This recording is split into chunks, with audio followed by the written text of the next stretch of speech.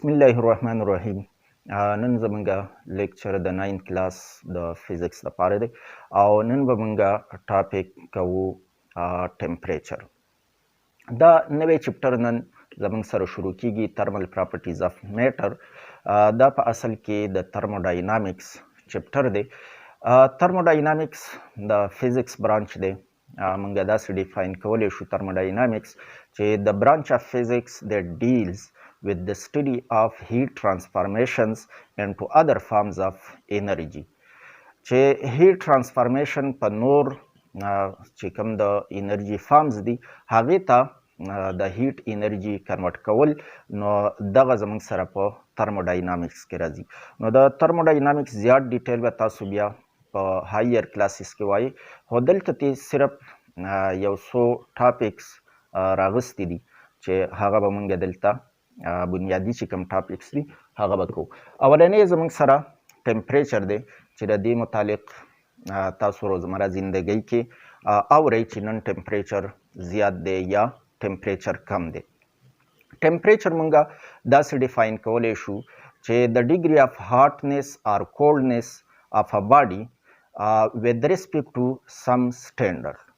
د یو سټینډرډ سره چې مونږه کمپیریزن وکړو چې دا یو څیز څومره ګرم دی یا د دغې په نسبت باندې دا یخ دی. نو دغه زموږ سره ټمپریچر دی. د ټمپریچر دپاره مونږه مختلف سکیلز استعمالو چې په هغې کې مشهور سکیلز 3 سکیلز داسې دي چې هغه ډېر زیات استعمالیږي. یو ډیګري فارنهایټ، دغه شان ډیګري سیلسیس یا ډیګري سنټیګریډ ورته هم وایي، او بل زموږ سره کیلوین. په دې کې دا کیلوین چې دی دا زموږ سره ایس آی یونټ دی. سیسټم انټرنیشنل کې چې د یونټس لپاره کوم سیسټم دی نو په هغې کې د ټمپریچر لپاره یونټ کیلوین استعمالیږي.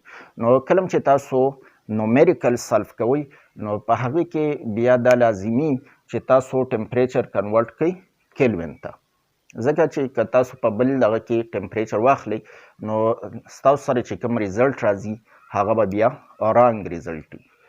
خو عام طور په روزمره زندګۍ کې مونږه چې څومره اورو نو ټمپریچر زموږ سره په فارنهایټ یا په سنټیګریډ یا سیلسیس په دې کې میجرمنټ کیږي. د ټمپریچر وضاحت کولو دپاره مونږه کاینیټیک مالیکولر ماډل څنګه چې مخکې تاسو تیر چپټر کې ویلو، کاینیټیک مالیکولر ماډل مطابق د یو سیز د یو آبجیکټ د یو جسم مالیکولز چې هغه په کنټینیوس موشن کې مسلسل دا په موشن کې، په سالیډس کې دا موشن صرف په وایبریشن په صورت کې، سالیډ کې مالیکول صرف وایبریشن کولی شي. په لیکویډس کې د وایبریشن نه علاوه په دې کې ورسره ټرانسلیټري موشن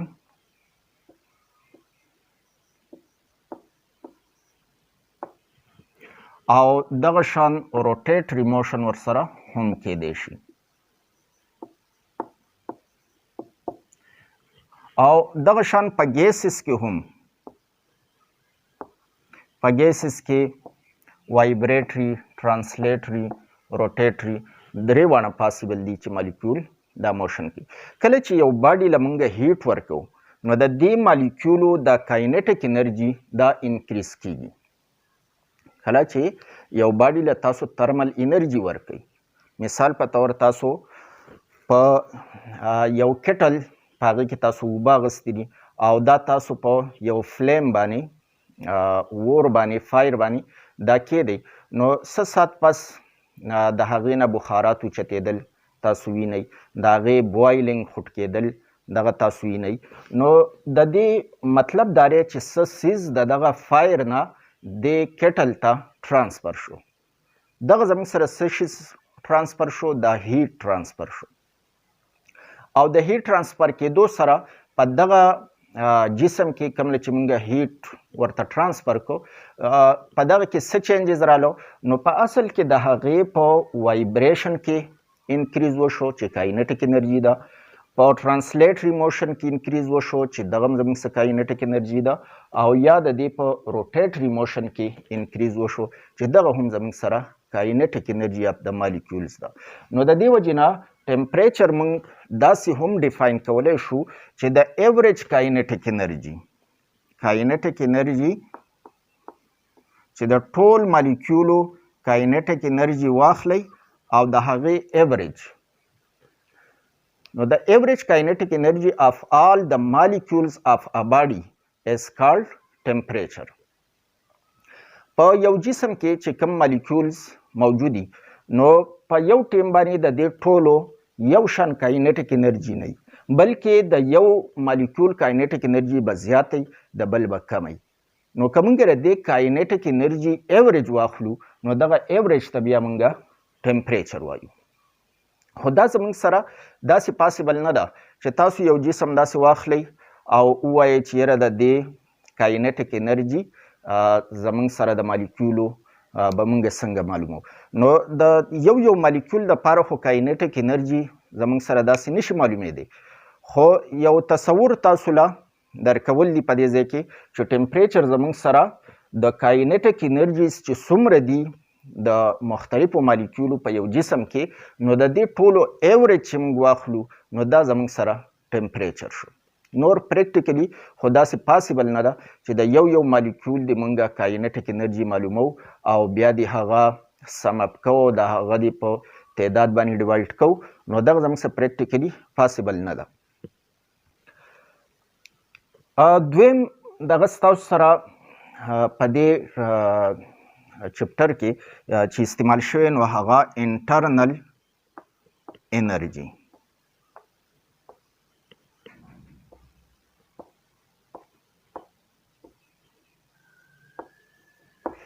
انټرنل انرژي په یو جسم کې چې څومره پوټنشل انرژي ده، څومره د مالیکولو کاینټیک انرژي ده، دا ټول که موږ سم اپ کړو نو دغه ته بیا د دې جسم انټرنل انرژي وایي. نو انټرنل انرژي موږ داسې لیکلی شو چې پوټنشل انرژیز پلس کاینټیک انرژیز of all the molecules of a body. په یو مالیکول کې کاینټیک انرژي هم کېدای شي چې هغه موشن کوي، وایبریشن کوي، که هغه ترانسلیټري موشن دی، که روټیټري موشن دی، خو د دغه موشن په وجه باندې د دې کاینټیک انرژي شته دی. او دویم زموږ سره پوټنشل انرژي هم کېدای شي، لکه څنګه چې د مالیکول په منځ کې بانډز موجودي نو د هغې په وجه باندې هم څه پوټنشل انرژي په دغه جسم کې موجود دی، او دا په سالډ کې دا پوټنشل انرژي زیاتی، په لیکوډ کې د هغې نه کمی، او په ګیسز کې بیا نیګلیجبلي سمالي چې هغه موږ نظر انداز کولی شو پوټنشل انرژي. نو که موږ د یو جسم یا یو سیسټم چې د هغې څومره کاینټیک انرژیز دي د مالیکول او پوټنشل انرژیز دي دا ټول سم اپ کړو نو دغه ټوټل ته به موږ بیا انټرنل انرژي وایو. اوس راځو بل ټاپک هیټ. هیټ زموږ سره په روزمره زندګۍ کې د هیټ مینینګ یو شان دی، خو په فزیکس کې د دې مینینګ مطلب هغه زموږ سره بیخي ډیفرنٹ دی. هیټ موږ داسې ډیفاین کولی شو چې هیټ از د تھرمل انرژي transferred from hotter body to a colder body. یا دویم ډیفینیشن موږ داسې کولی شو چې هیټ از thermal energy which transfers between systems due to temperature difference. چې کله دوه باډیز دي او هغه په ترمل کنټیکټ کې دي، مطلب د یو نه هیټ ترانسفر کېدی شي د بل جسم ته. نو دا دواړه باډیز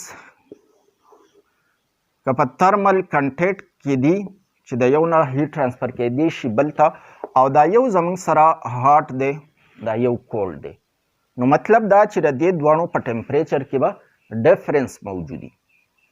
اوس د دې ټمپریچر ډیفرنس په وجه به د دې هاټ باډي نه هیټ فلو کوي کولډر باډي ته. نو دا څومره هیټ چې دلته دا څومره ترمل انرژي چې د دې باډي نه دې ته ترانسفر شوه دغه ته مونږه هیټ وایو. نو هیټ اکثر سټوډنټس په ذهن کې د انټرنل انرژي د تصوري چې په دې جسم کې ټوټل څومره انرژي ده نو ګینې دا زموږ سره هیټ دی. نو داسې نه ده بلکې کم ترمل انرژي چې د هاټ باډي نه کولډ باډي ته ترانسفر شوه نو دغه اماونټ اف انرژي ته مونږه هیټ ویلی شو. یا فار ایگزامپل تاسو په یو فلیم باندې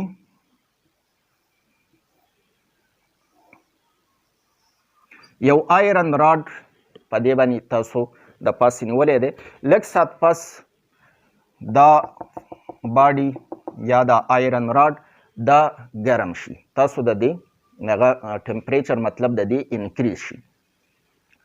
اوس په دې کې زموږ سره چې کم ترمل انرژي ده په دې فلیم کې نو د دې نه څه اماونټ اف انرژي دې ته ترانسفر شو.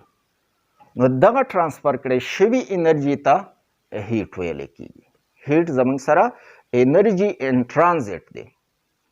هیټ از انرژي ان ټرانزیټ دیٹ فلوز ډیو ټو ټمپریچر ډیفرنس. د ټمپریچر ډیفرنس د دې لپاره لازمي دی. که فار ایگزامپل تاسو دوه باډیز واغستو، دوه آیرن بلاکس دي،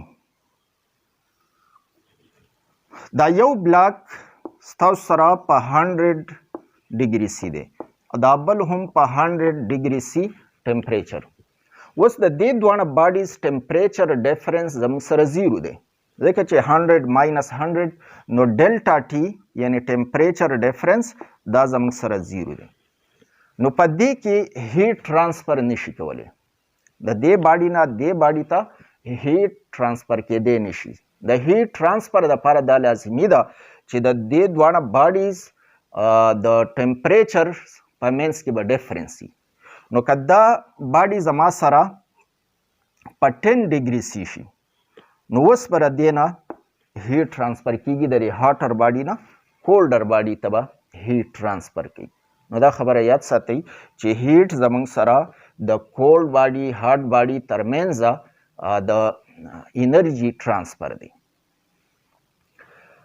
بل یو ټاپک ستاسو په دې دغه کې ورکړی دی چې د هیټ د انټرنل انرژي او د ټمپریچر د دې درې واړو په منځ کې ډیفرنس زموږ سره څه دی. سب ټاپک یې په دغه ټاپک کې د هیټ په دې ټاپک کې ورکړی دی. نو زموږ سره ټمپریچر خو مونږه خبره وکړه چې دا زموږ سره ټمپریچر څه شیز دی، ایوریج کاینیټیک انرژي اف آل د مالیکولز.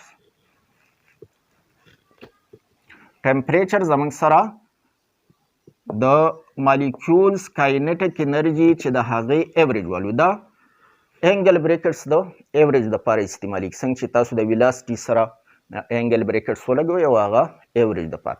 نو ایوریج کاینیټیک انرژي اف آل د مالیکولز اف ا باډي از کالډ ټمپریچر. انټرنل انرژي دا د یو باډي چې څومره مالیکولز دي د هغې ټولو دپاره تاسو پوټینشل انرژي او کاینیټیک انرژي دا معلوم کوي او هغه سم اپ کوي.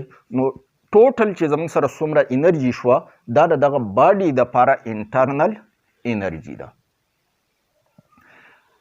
دریم زموږ سره هیټ پاتې دی. نو د هیټ دپاره موږ دا وویل چې هیټ is thermal energy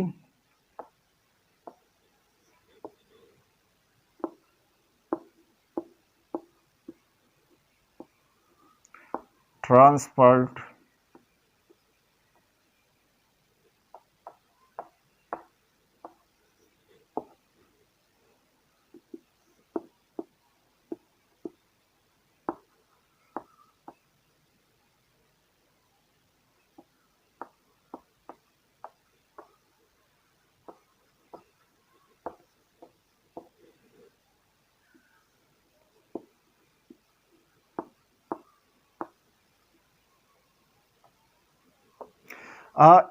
heat is thermal energy transferred from hotter body to a colder body.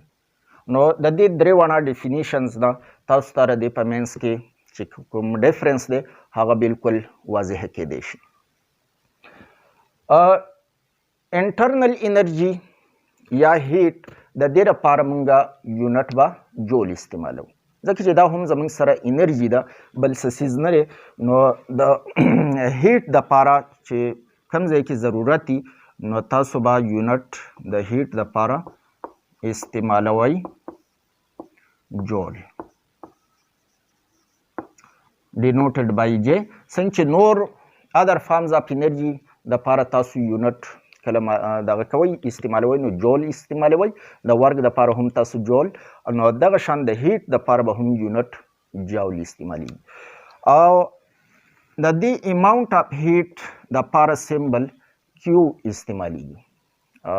انګلیش الفابیټس کې د کیو په ذریعه باندې به مونږه اماونټ اف هیټ ظاهرو. اکثر د دې سره ډلټا هم استعمالیږي، ډلټا کیو. نو دغه څه خاص دغه نشته دی، خو مطلب چې کله د یو څیز نه مونږه څه حصه واخلو جدا کو نو د هغې سره اکثر مونږ بیا ډلټا استعمالو. نو دلته هیټ د یو باډي نه بل ته ټرانسفر شو نو په دې وجه د دې سره ډلټا علامت استعمالیږي. نن دپاره دا پوره ده. ویډیو لایک کړئ او چینل پښتو ټیوټر سبسکرایب کړئ. تھینکس الاٹ.